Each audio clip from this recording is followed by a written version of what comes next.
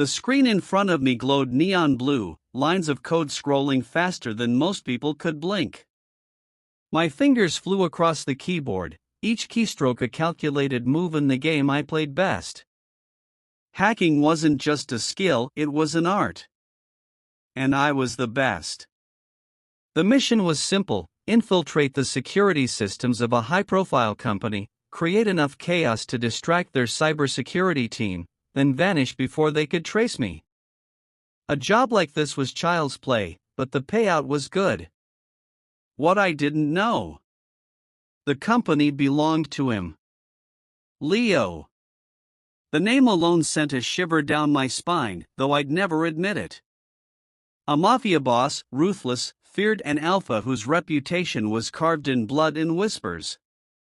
I'd heard stories. Men who crossed him disappeared. Businesses that defied him burned. And yet, here I was, dancing on the edge of his radar. I smirked. Let him try to catch me. The breach was effortless. Firewalls crumbled under my attack, alarms blaring uselessly as I planted false data streams, sending their entire system into chaos. For a moment, I let myself enjoy it, the thrill of the hunt, the knowledge that somewhere, Leo's men were scrambling, panicking. Then my screen flickered.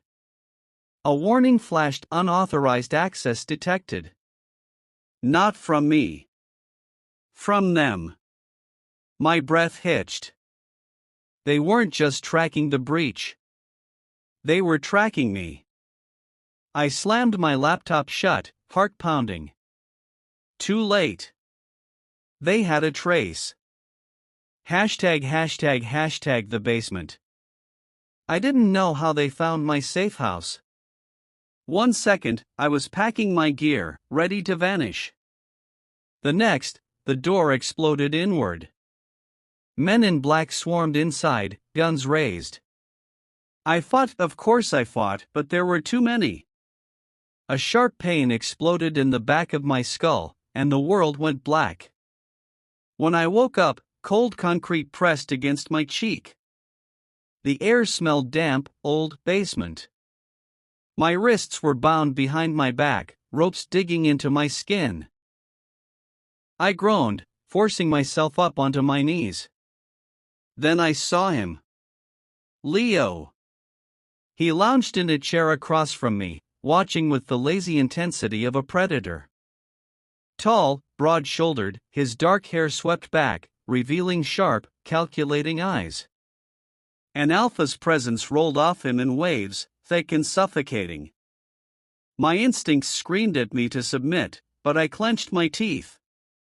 "Rain," he said, voice smooth as poisoned honey. "The infamous hacker." I glared. "You've got the wrong guy." He chuckled, standing. Every step he took toward me sent my pulse racing. "You're not as careful as you think." I twisted against the ropes, but they held firm. Leo crouched in front of me, tilting my chin up with one finger. His touch burned. "Who sent you?" he demanded. I spat at his feet. His grip tightened, nails digging into my skin. Then, suddenly, he released me, stepping back. "Fine. We'll do this the hard way." He turned to his men. "Leave us." The door clicked shut behind them, sealing me alone with him. I didn't wait. The second his back was turned, I wrenched my wrists free. The ropes weren't as tight as they should have been. Leo turned just as I launched myself at him. I wasn't thinking. Just reacting. My body moved on instinct, survival driving me forward. I slammed into him, teeth bared, and bit him, right on the neck. Leo snarled, grabbing me by the hair and yanking me back. Pain shot through my scalp, but I didn't let go. Not until he threw me off, sending me crashing into the wall. For a second, we both froze. His hand went to his neck, fingers coming away wet with blood. His eyes darkened. You. I didn't let him finish. I scrambled to my feet, backing toward the door. But Leo was faster. He caught me by the throat, slamming me against the wall. His breath was hot against my ear. "You're not a beta," he growled. I froze. "Your scent, it's faint, but it's there." His nose brushed against my pulse point, inhaling deeply. "You're an omega." My stomach dropped. No. That wasn't possible. I wasn't an omega. I couldn't be. Omegas were weak, submissive. I was none of those things. But Leo's grip tightened, his voice dropping to a whisper. "And you're mine now." The word omega echoed in my skull like a gunshot. No asterisk, that wasn't me. I was a beta. Had to be.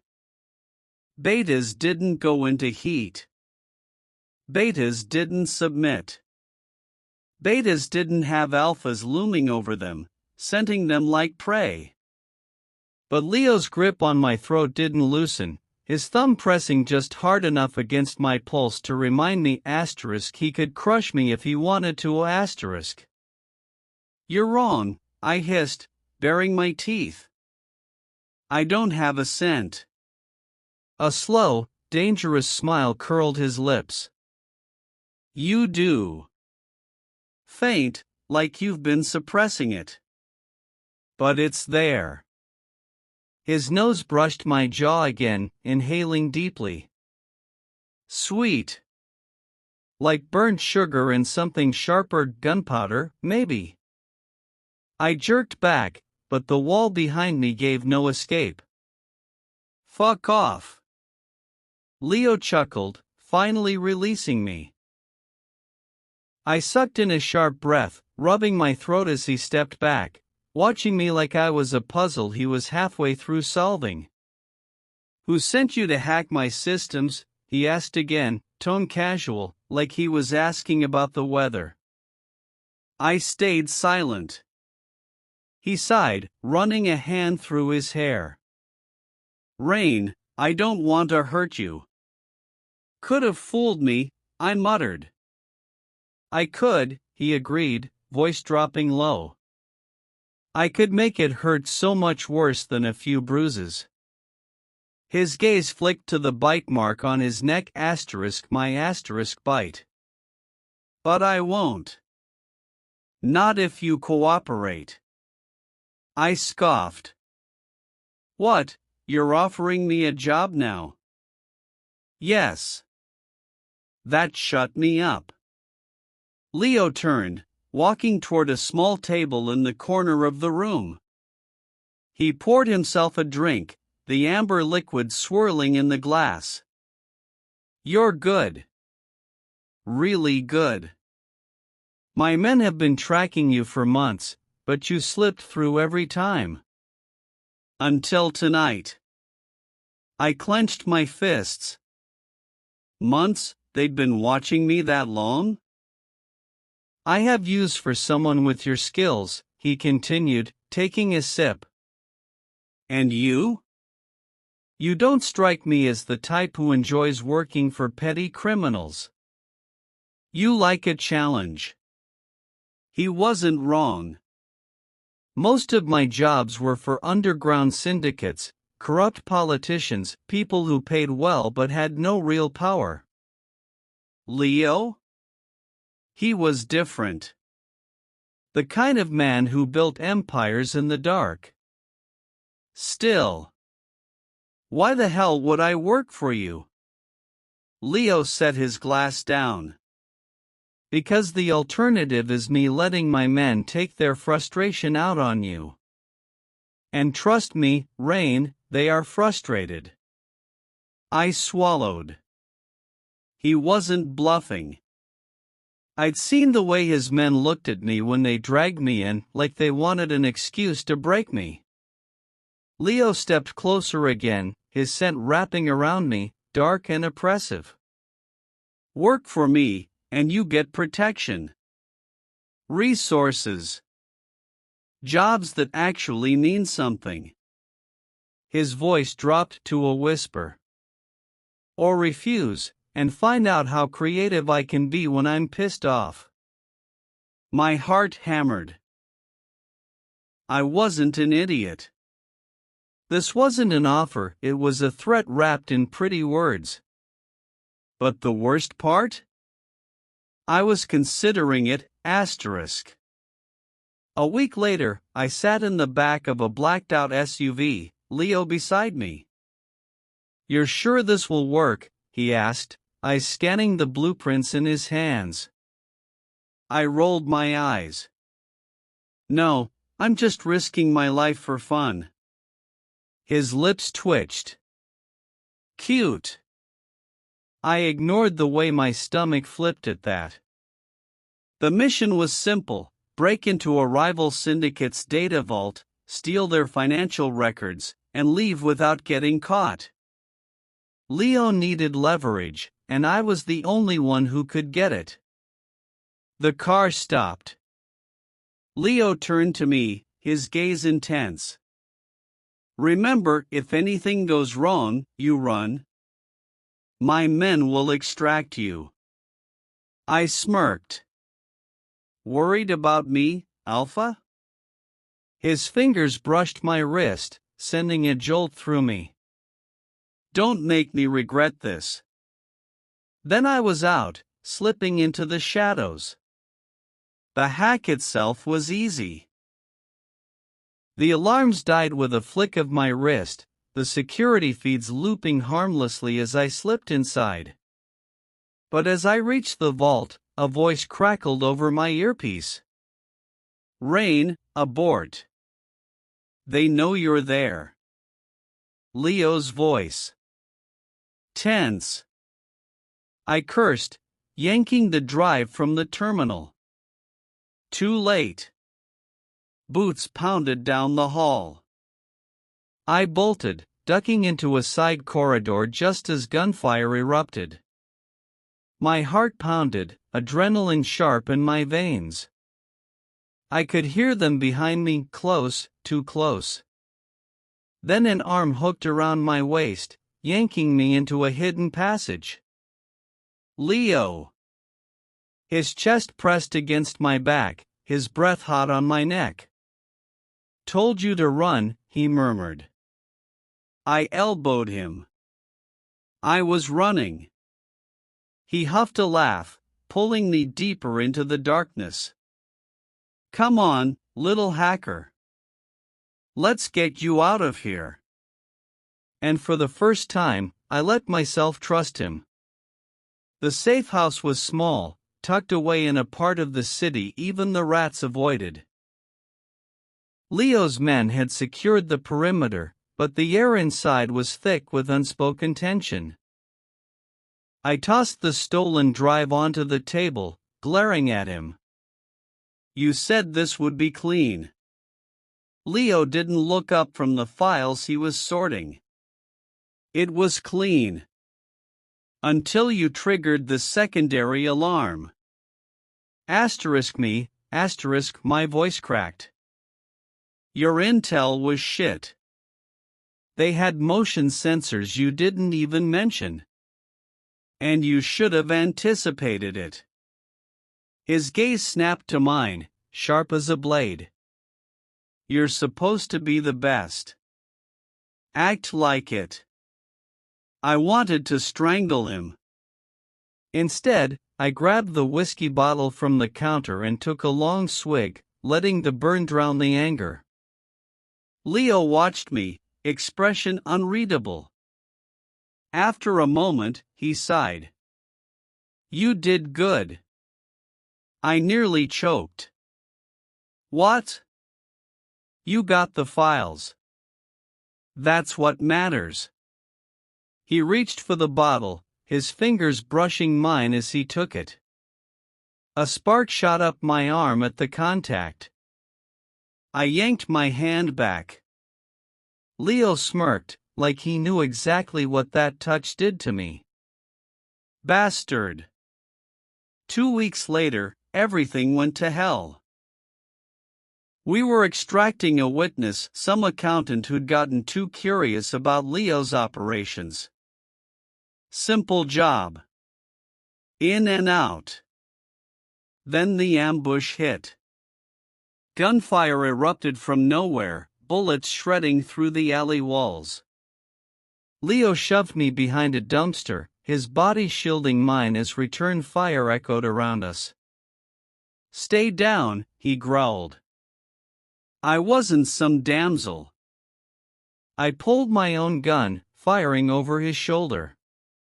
A man dropped. Leo's eyes flicked to me, surprised. Then a bullet grazed his side. Red bloomed across his shirt. My stomach lurched. Leo, asterisk. He gritted his teeth. I'm fine. Move. We barely made it out. By the time we reached the car, Leo was pale, his breathing ragged. I pressed my hand to his wound, trying to staunch the blood. "You're an idiot," I muttered. He laughed weakly. "You're welcome." The safe house was too quiet. Leo sat on the couch, shirt off as I stitched his wound. His skin was hot under my fingers, his scent smoke and something darker, thick in the air. I tried to ignore it. Tried to ignore the way my pulse spiked every time he hissed in pain. Then his hand caught my wrist. Rain. I froze. His voice was rough, his pupils blown. And suddenly, I realized. Oh fuck, asterisk. The room spun. My skin felt too tight, my breath coming too fast. A familiar heat coiled low in my stomach, spreading like wildfire. No, no. Not now. Not here. But Leo's grip tightened, his thumb brushing my racing pulse. You're in heat. I jerked back. I'm not. A whimper cut me off as another wave hit, my knees buckling. Leo caught me before I hit the floor, his arms like steel around me. Breathe, he murmured, his lips grazing my ear. I couldn't. Not with him this close. Not with his scent drowning me, his body pressed against mine. I hated him. I needed him. And when his mouth crashed onto mine, I didn't push him away. The first thing I registered was warmth. Not the suffocating heat of my body betraying me, just warmth. Solid. Steady. Then the ache. Every muscle throbbed like I'd been run over by a truck. My skin felt hypersensitive, the rough sheets beneath me grating against my bare hips. And the scent, God, the scent, smoke and leather and something unmistakably alpha wrapped around me so thick I could taste it. I opened my eyes. Leo's arm was slung over my waist, his breathing deep and even against the back of my neck. Memories from last night slammed into me like bullets, his hands on my hips, his teeth in my shoulder, the way I'd begged. I jerked upright, scrambling off the bed so fast I nearly faceplanted onto the floor. Leo stirred, blinking awake with that infuriating calm of his. His gaze dragged over me naked, trembling, covered in bite marks, and his lips quirked. Morning. I threw a pillow at his face. I dressed in record time, ignoring the way my legs shook. Leo watched from the bed, propped up on one elbow like some fucking romance novel cover. Running away already? Shut up. I yanked my boots on, refusing to look at him. This never happened. It did happen. The bed creaked as he stood. I tensed, but he just walked to the dresser, pulling out fresh clothes like this was normal.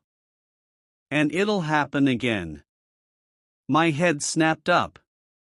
The hell it will. You're an omega, Rain.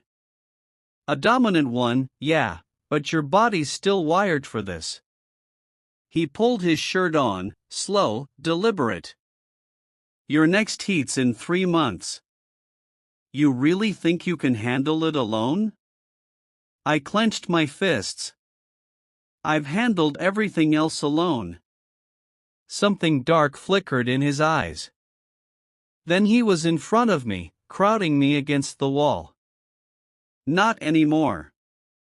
His sense spiked alpha, possessive, mine and my traitorous body shuddered in response. I hated him. I hated how easily he could unravel me. The safe house was quiet except for the steady drip-drip of the leaky faucet in the kitchen. Leo sat at the table, cleaning his gun with methodical precision. I watched his hands, the way his fingers moved, sure and unhurried, like even this mundane task was something to be mastered. 3 months had passed since the heat. 3 months of stolen touches, of lingering glances, of missions where we moved like two parts of the same machine. We didn't talk about it. We didn't need to. I tossed a screwdriver between my hands, restless. The Mendoza job's tomorrow. Leo didn't look up. I know. You're taking Perez with you?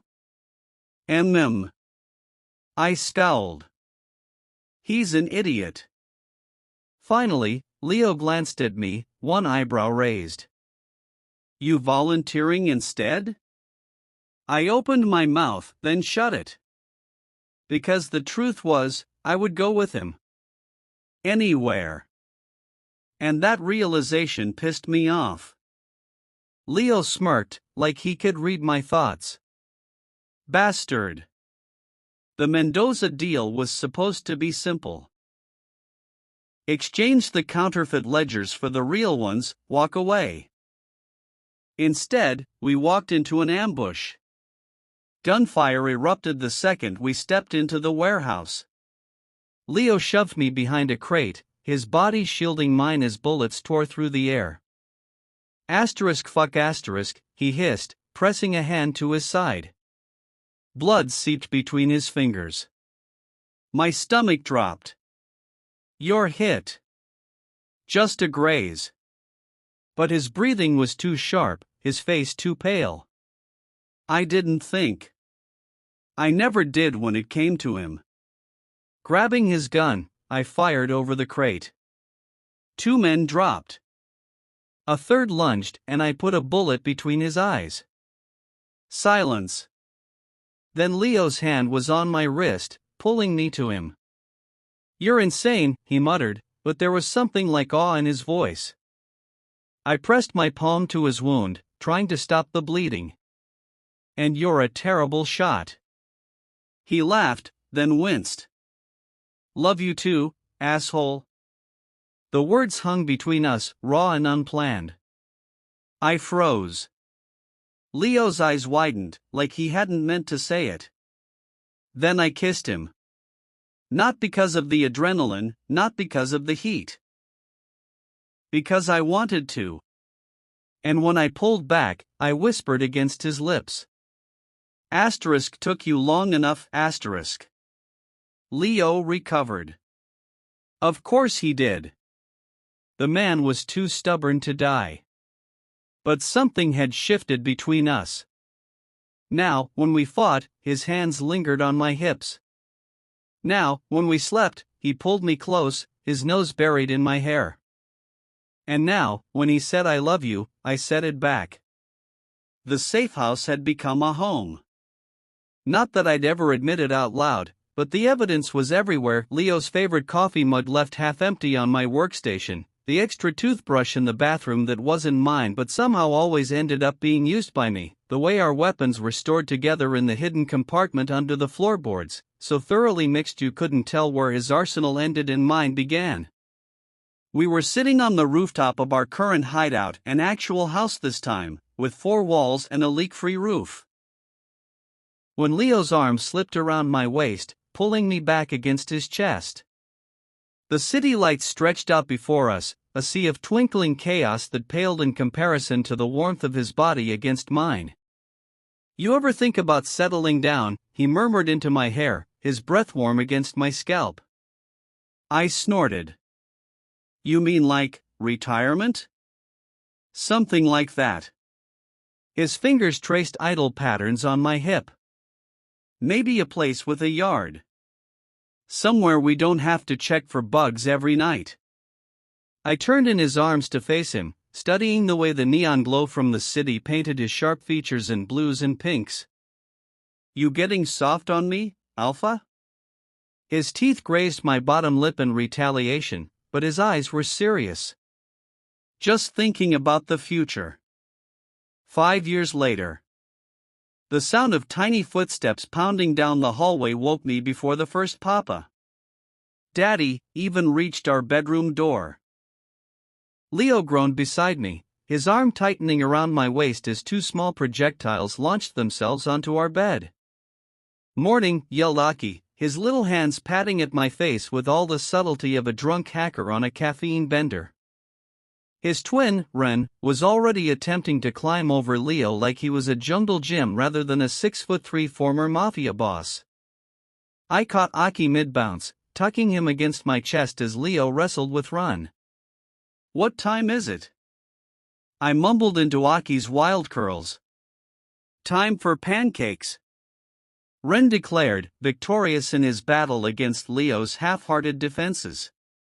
Leo's groan was muffled by the pillow he'd pulled over his face. "It's Saturday. And we're 5. Aki informed us solemnly, as if this explained everything. I exchanged a look with Leo over the heads of our tiny terrors. His hair was sticking up in every direction, sleep still clinging to the corners of his eyes, and there was a bite mark on his shoulder from last night that I definitely hadn't put there. He looked happy. "Pancakes it is," I sighed, rolling out of bed and scooping up both boys, one under each arm as they shrieked with laughter. The kitchen smelled like maple syrup and burned batter, because no matter how many times Leo cooked, he still couldn't master the art of flipping pancakes without sacrificing at least one to the culinary gods. Aki swung his legs from his booster seat, syrup smeared across his cheeks. "Daddy, how did you and Papa meet?" Leo's spatula paused mid-flip. My coffee cup froze halfway to my lips. Ron nodded enthusiastically, his dark eyes, so much like Leo's, wide with curiosity. "Yeah. Did you rescue him from bad guys?" I choked on my coffee. Leo's shoulders shook with silent laughter as he turned back to the stove. "Something like that," he said, voice dripping with amusement. I set my cup down with a thunk. "Your father kidnapped me." Leo didn't even try to deny it. Just turned with that infuriating smirk, sliding a plate of, mostly, unburned pancakes onto the table. "Best damn decision I ever made." Aki gasped. "Like in the princess movies?" "Not exactly," I muttered, but Leo was already leaning down, his lips brushing my ear as he whispered something decidedly not child-appropriate. The twins dissolved into giggles at whatever face I made, and as Leo straightened up to pour more batter, his hand lingered on my shoulder, a touch that said everything words never could. The future wasn't something I'd ever planned for. But looking around the table, at the syrup-covered chaos, at the man who'd once tied me to a chair and now made me pancakes, at the life we'd built together, I realized something. I wouldn't change a damn thing.